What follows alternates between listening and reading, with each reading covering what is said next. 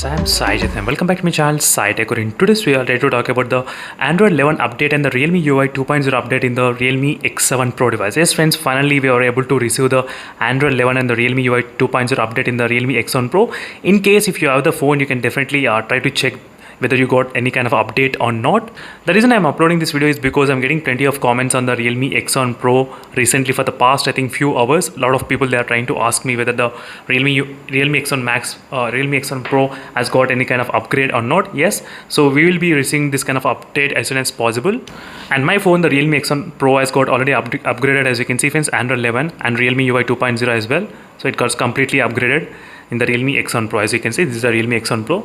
And one more thing is that this update might get some kind of delay and late. The reason is why, because it's kind of limited to only few users. As you can see, according to the GSM Arena site, they did mention that it's kind of limited number of users right now, as you can see.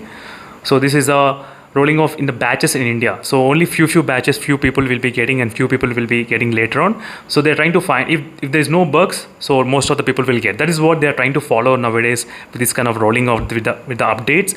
So not everyone will get it same day. So you need to be really patient. Yes, sometimes it takes 1 week and 2 weeks as well. In my case, with the Realme X7 Max, it took 5 days for me to get to get the update in this phone after the release for the recent update.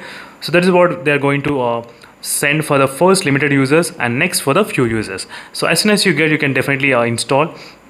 And this is a kind of stable version which you are trying to get, which is Android 11 and Realme UI 2.0 as well. I'm going to show you. And after the update as well, I did plenty of videos on Antutu benchmark test and charging test and all those kind of things. So make sure to check those videos in case if you have any other doubts. So thank you for watching this video friends, and I'll see you in the next video. Until then, stay tuned for more updates. Bye.